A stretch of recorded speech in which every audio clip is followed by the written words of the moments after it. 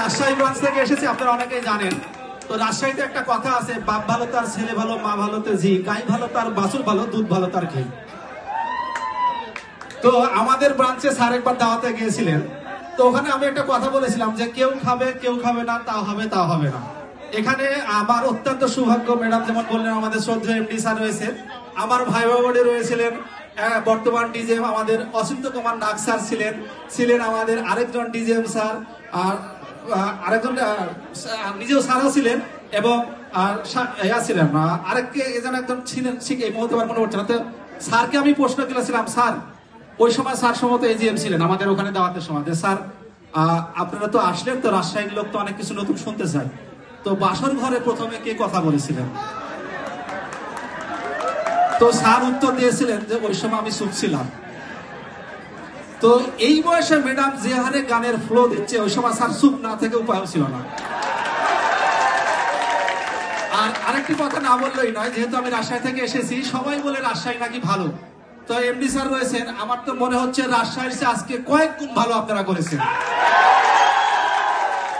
তবে একটা কথা, সুন্দরী মেয়ে দেখে গা তুই গান, কাছে গিয়ে বল তাকে তু মেরি জান, ডিজি দেখে ফলো কর শক্তি ফ্যাশন, নিজেকে ভাব তুই অমিতাভ বচ্চন, কাজ ফেলে আড্ডাই মার দিন ভর, লোকে তোরে যাব লোক মজা তুই কর।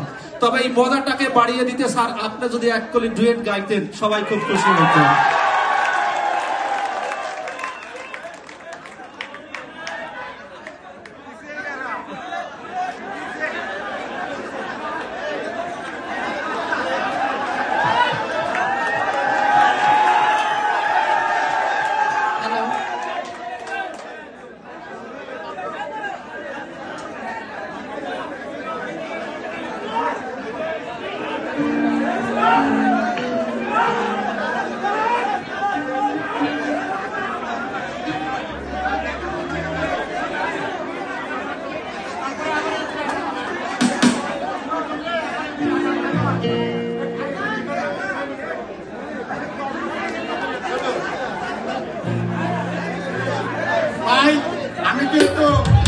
আমি কিন্তু গান জানি না, ভুল যদি হয়ে যায় মাফ করে দেন।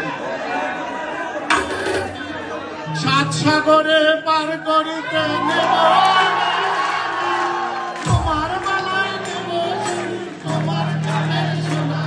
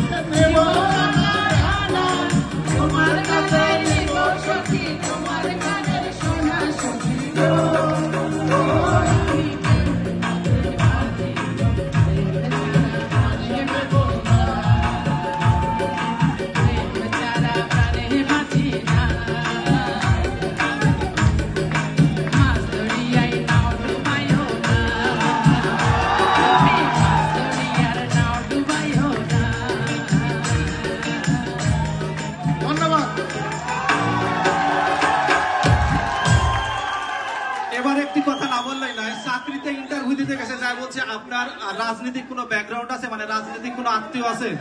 তো বলছে তেমন কেউ নাই, তবে আমার একটু সাইলেন্ট প্লিজ।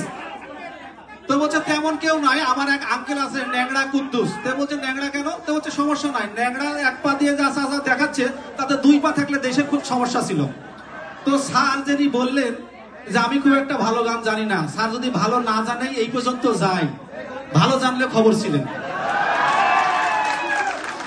আরেকটি কথা না বললেই নয়, আমাদের এজিএম স্যার শ্রদ্ধেয় ফরিদ মোহাম্মদ শামীম স্যার, উনি কিন্তু আমরা সবাই বলি যে শয়ে শান্ত হাজারে বেজান নাই, লাখেতে শান্তি নাই, কোটিতে শান্তি করতে, সে আমাদের শ্রদ্ধেয় AGM sir Farid Mohammad Shamim sir, যার প্রত্যেকটি কর্মকাণ্ডের মাঝে আমরা নির্ভুলতায় পরিচয় পাই।